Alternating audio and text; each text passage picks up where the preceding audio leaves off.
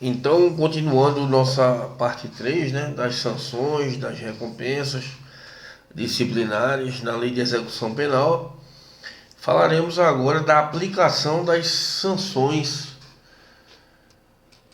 disciplinares. Na aplicação das sanções disciplinares, levar-se-ão em conta a natureza, os motivos, as circunstâncias e as consequências do fato, bem como a pessoa do faltoso e seu tempo de prisão. Então, pessoal, o que é que esse artigo, né? O que é que a Lei de Execução Penal quer dizer? Que para o julgador aplicar uma sanção disciplinar, ele tem que levar em conta alguns critérios, tá? Quais critérios são esses? Natureza, motivo, circunstância e consequência do fato. A pessoa do faltoso e o tempo que ele está na prisão, tá ok?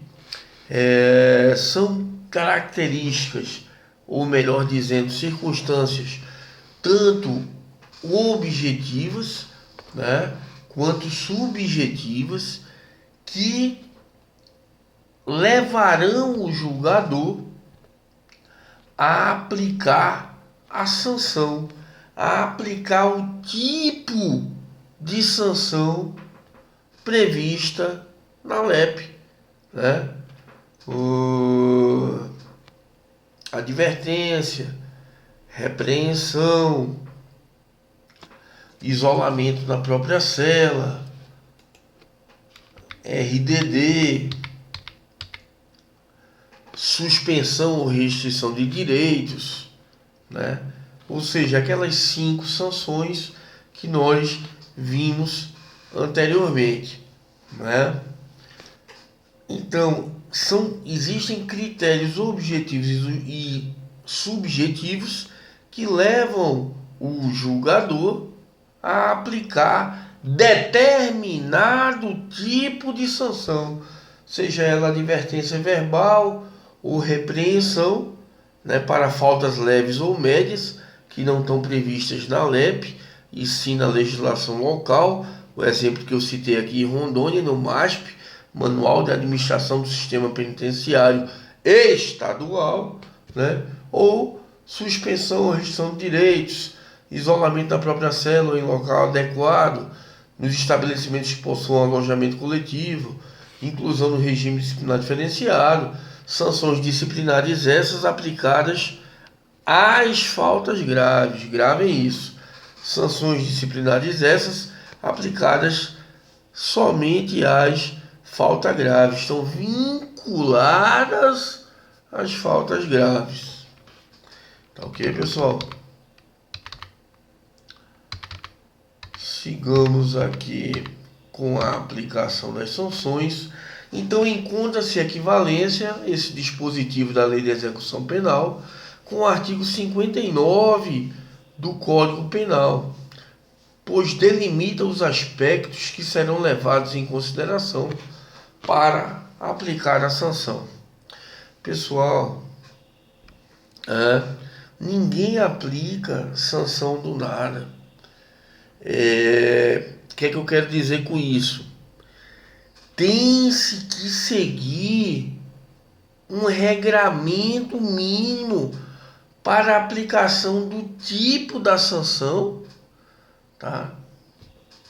E do quantum de sanção aplicada.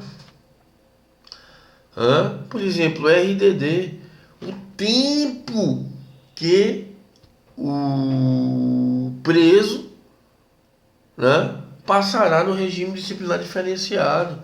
Então tem sempre que seguir alguns critérios. Vou dar um exemplo para vocês.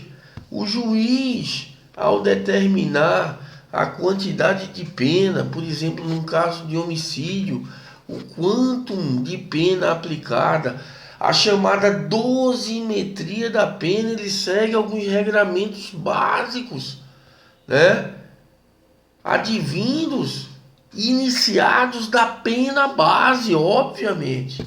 E aí vem agravante, atenuante e por aí vai, ou seja, aspectos que são levados em consideração para a aplicação da pena, no caso da Lei de Execuções Penais, para a aplicação da sanção. Que aspectos são esses levados em consideração para a aplicação da sanção disciplinar? Decorem natureza, motivos, circunstâncias e consequências do fato. A pessoa do faltoso, de quem cometeu a falta grave, a falta leve, a falta média, o tempo que ele está na prisão. Ok, pessoal? O tempo de cumprimento de pena.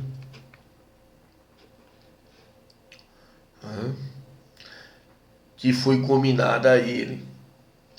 Pessoal, guardadas as divergências doutrinárias acerca do tema, para a prova de policial penal federal, agente de execução penal, salvo pouquíssimas doutrinas, vocês vão ter que marcar o que está na LEP. Então, para a aplicação da sanção disciplinar, é levado em conta natureza, motivo, circunstância e consequências do fato, pessoa do faltoso e o tempo de prisão. Ponto. Ok? Existe a equivalência não só com o CP, mas com qualquer ordenamento administrativo que aplique uma sanção disciplinar. Ou seja, são aspectos levados em consideração para aplicar a sanção. O exemplo que eu citei, o quanto de pena aplicada, a dosimetria da pena, que o juiz aplica no cometimento de um crime, se tem um homicídio, né, que quem condena ou absolve é o tribunal do júri, mas quem determina o quantum de cumprimento da pena é o juiz. Beleza, pessoal? Então, já falei aqui para vocês, marquei aqui no material de vocês como bizu, pessoal que não é do cursinho de Lei de Execuções Penais, Davi de Lima, marquem aí na LEP, né? Nas faltas graves, aplicam-se as seguintes sanções: suspensão ou restrição de direitos, isolamento na própria cela ou em local adequado, nos estabelecimentos que possuam alojamento coletivo, inclusão no regime disciplinar diferenciado. Só são 3 sanções disciplinares aplicadas às faltas graves, tá? 3 das 5. Quais são as outras 2? Advertência e repreensão. Não confundam, pelo amor de Deus. Falta grave, suspensão ou restrição de direitos, sanção disciplinar. Isolamento na própria cela ou em local adequado, nos estabelecimentos que possuam alojamento coletivo. E inclusão no regime disciplinar diferenciado. Agora, ó a preocupação que eu estou com vocês. Quem aplica a suspensão ou restrição de direitos? Diretor do estabelecimento prisional. Quem aplica isolamento na própria cela ou em local adequado em estabelecimentos que possuam alojamento coletivo? Diretor do estabelecimento prisional. Quem é competente para aplicar a inclusão no regime disciplinar diferenciado? Juiz da vara de execuções penais, juiz da execução. Essas 3 sanções disciplinares são aplicadas somente às faltas graves. A advertência e repreensão são aplicadas às faltas leves e médias. Tá? As faltas leves e médias não estão previstas na Lei de Execução Penal, e sim na legislação local. O exemplo que eu citei, Manual de Administração Penitenciária do Estado de Rondônia, MASP, é uma legislação local, tá? Onde estão previstas as faltas leves e as faltas médias. Desse manual, nos estabelecimentos estaduais e também da LEP, extrai-se o que, pessoal? As normas gerais de ação de cada presídio, né? Que vão delimitar ali as funções dos servidores, né? As obrigações, os direitos e deveres dos presos, né? as obrigações da guarda, as obrigações da escolta e por aí vai. Tá? Quero que vocês diferenciem quais são as sanções disciplinares, quais são as sanções disciplinares aplicadas na LEP por falta grave, quem é responsável, quem é competente por aplicar a sanção disciplinar, se o diretor do estabelecimento prisional, se o juiz da vara de execuções penais. Bizuzinho, somente a sanção disciplinar de inclusão no regime disciplinar diferenciado, RDD, é de competência do juiz da vara de execuções penais. Ponto. O isolamento, a suspensão e a restrição de direitos não poderão exceder a 30 dias. Então, pessoal, vamos lá. Isolamento na própria cela ou no caso de estabelecimentos que possuam alojamento coletivo, isolamento em local adequado e a suspensão e a restrição de direitos não poderão exceder o prazo de 30 dias. Não poderão ser maiores do que 30 dias. Poderão ser combinadas até 30 dias.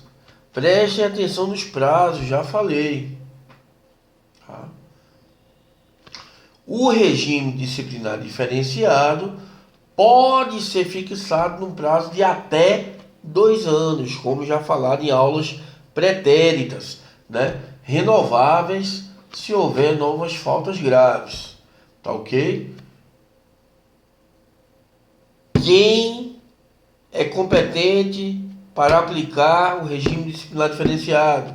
Juiz da vara de execuções penais. Quem é competente para aplicar a suspensão ou restrição de direitos, o isolamento em local adequado ou na cela individual, o diretor do estabelecimento prisional. Esse isolamento na própria cela ou em local adequado será comunicado, será informado ao juiz da vara de execuções penais. Beleza, pessoal? Fácil, fácil, fácil. Difícil na vida é encontrar um grande amor. Já dizia o grande Coronel Marcelo, meu professor de Química Orgânica na época do Colégio da Polícia Militar de Pernambuco. Né? Ele dizia, no meio da aula, falando ali de alcanos, de etanol, de alcenos, alcinos, enfim, de ligações pi, sigma, né? E aqui a gente achando aquilo tudo muito difícil, ele dizia, não pessoal, isso é fácil. Difícil na vida é encontrar um grande amor. Hoje, com 4.0 turbinado, motor de BMW, eu confesso que difícil na vida é encontrar um grande amor. Para pirar é fácil, pessoal. Botou no cérebro, repetiu 20 vezes, vomitou na prova, passou, tá concursado. Já era. Hã? Vamos lá. Sem mais delongas. Procedimentos disciplinares. Procedimentos disciplinares. Falei para vocês do princípio do devido processo legal, que atinge também as sanções disciplinares, né? Subdividindo-se em princípio da ampla defesa, né? Possibilidade de todas as provas admissíveis em direito serem usadas para defender, né, o preso, né, que comete uma falta e sofre uma sanção disciplinar, né, tem que ter um procedimento disciplinar. Tá? E o princípio do contraditório, que é o direito da defesa, o direito do preso, né, que cometeu a falta grave e está prestes ali na iminência de sofrer uma sanção, de contradizer todas as provas, todas as acusações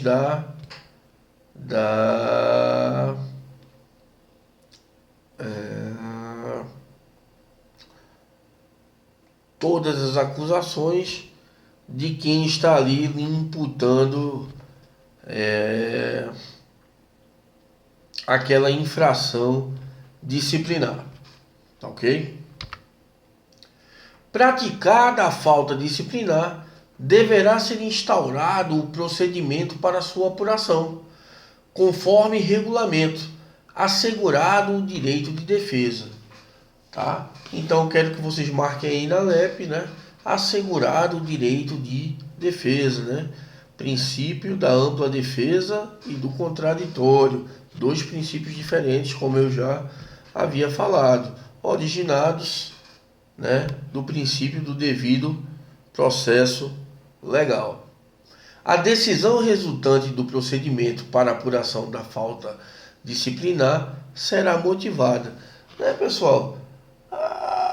A decisão, né, do cometimento da falta disciplinar durante a execução penal para aplicação de sanção disciplinar é um ato administrativo e todo ato administrativo deve ser motivado. A gente aprendeu isso lá no direito administrativo, né? Vocês que estão papirando aí direito administrativo, né? Lá eu estudei direito administrativo 10 anos atrás, né? Mas ainda lembro um pouco, né? Então o ato tem que ser motivado. Não existe a situação de aplicar uma sanção disciplinar pelo bel prazer, né, pela vontade, né, para o regozijo do aplicador da sanção disciplinar. Isso não existe, né?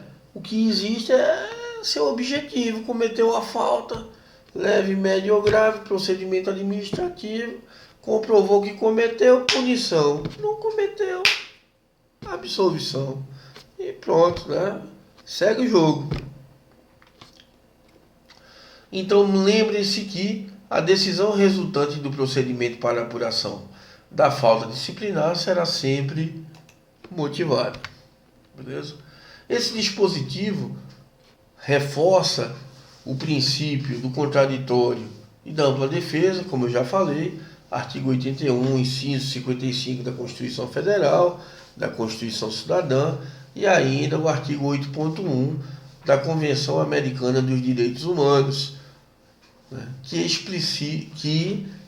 aduzem, que trazem, né, a obrigatoriedade, tá, de se fornecer ampla defesa e contraditório, né, de ofertar, né, através do devido processo legal, no caso da LEP, do procedimento disciplinar, né, a possibilidade do faltoso, é o que a LEP chama, né, o preso que comete falta, a LEP chama de faltoso. Então, a possibilidade do faltoso contradizer todas as provas que foram imputadas a ele e usar de todas as provas admissíveis em direito para a sua ampla defesa, né? Ainda falando da Constituição Federal, nesse nosso estudo interdisciplinar, nós temos o artigo 93, inciso 9 da Constituição Federal, que explicita a necessidade de motivação, tá, da decisão. Diz ele: todos os julgamentos dos órgãos do Poder Judiciário serão públicos e fundamentadas todas as decisões sob pena de nulidade. Sob pena de nulidade. Tá ok? Ora, se não houver uma decisão motivada, né, explicando o porquê que está se aplicando a sanção disciplinar, se não tiver uma decisão fundamentada, colocando ali artigos, incisos, alíneas, parágrafos ali do dispositivo legal que, né, foram atingidos com a prática faltosa, né, não há que se falar em sanção disciplinar, né? mesmo porque o procedimento disciplinar, no caso, vai violar, né,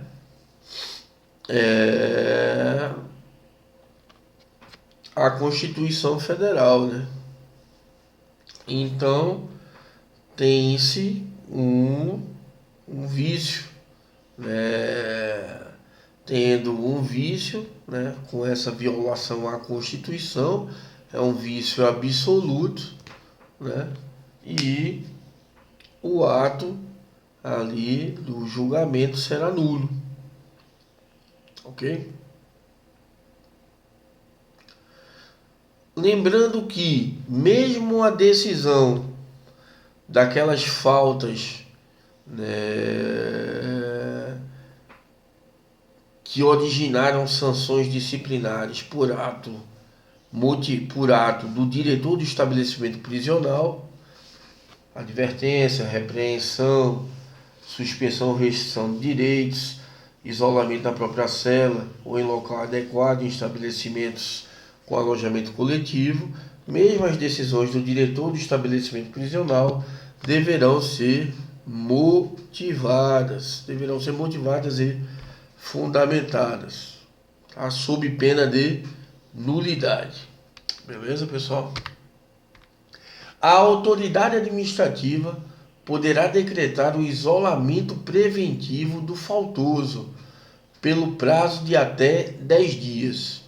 A inclusão do preso no regime disciplinar diferenciado, no interesse da disciplina e da averiguação do fato, dependerá de despacho do juiz competente. O tempo de isolamento ou inclusão preventiva no regime disciplinar diferenciado será computado no período de cumprimento da sanção disciplinar. Pessoal, traduzindo isso aqui, tá? Cabe o diretor do estabelecimento prisional, tá, o poder de decretar o isolamento preventivo do faltoso pelo prazo de até 10 dias. Ponto. Isso é para manutenção da disciplina do estabelecimento prisional. Então, até 10 dias, né, pode ser ordenado que o preso vá ali cumprir seu isolamento, né, em cela ou em local adequado, antes mesmo, vejam bem, o pulo do gato, né, antes mesmo do procedimento disciplinar, ok? Agora, óbvio que depois de instaurado o procedimento disciplinar, né, tendo a sanção disciplinar, vai haver uma espécie de detração que a gente tem no direito penal, né? O tempo, né, de isolamento cumprido será abatido do tempo de isolamento a cumprir. Mesmo fato ocorre com o RDD. Vamos dizer que o preso esteja respondendo o procedimento disciplinar que poderá culminar, né, com a sanção disciplinar de inclusão no regime disciplinar diferenciado. Vamos dizer que ele tenha passado 10 dias preventivamente em isolamento, né, em cela ou local adequado. Esses dias também, obviamente, serão descontados ali do quantum de sanção disciplinar aplicada por inclusão no regime disciplinar diferenciado, tá? É uma espécie de detração que a Lei de Execuções Penais trouxe, né, que já existe no Código Penal aí há muito tempo, né? A chamada detração penal, né? Se você, por exemplo, é preso provisório, né? Você ali é preso provisório, está preso preventivamente, né? Vamos dizer, um absurdo de 220 dias, né? E se você vier a ser condenado depois, obviamente, esses 220 dias de prisão provisória será abatido de sua pena total. porque você já cumpriu, né?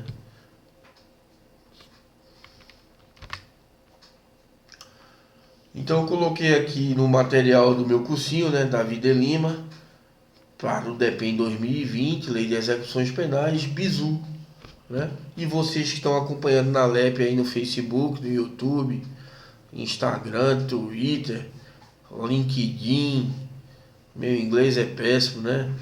Tumblr, né? Esses LinkedIn, Tumblr, eu vou efetivá-los, né? Estão com pouco uso. Vamos lá, o bizu. O isolamento, tá? Em própria célula ou em local adequado, assim como a suspensão e a restrição de direitos, não poderão exceder a 30 dias. Pode ser 30 dias, professor? Pode. Não pode exceder a 30 dias. Esse é o teto, tá? É o teto para o isolamento e para a suspensão e restrição de direitos, tá? O RDD, né? Pode ser a sanção aplicada até 2 anos, renováveis, né? Pelo cometimento de nova falta grave ali que enseje o RDD, né? Como nós já estudamos, ok? Anteriormente. Falamos também do isolamento preventivo, que é aquele determinado pela autoridade administrativa e tem o tempo máximo de 10 dias, até 10 dias. Pessoal, todos esses prazos do meu material, que já estão grifados, IPC, importante pra caramba, né? Para não falar um palavrão aqui, né? E eu criei outro, IPB. Imaginem o que é IPB. Importante para bucéfalo.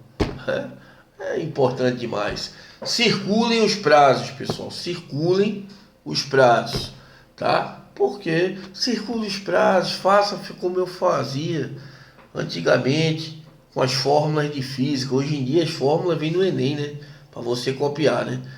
E fazer a questão, né? No meu tempo, as fórmulas eram decoradas. Tinha nada de prova de fórmula na prova, não.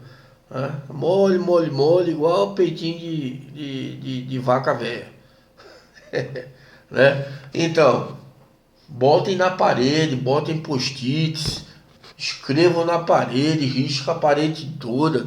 Vai ficar que nem aquele psicólogo doido lá do Acre, lá que riscou a parede toda com os livros dele.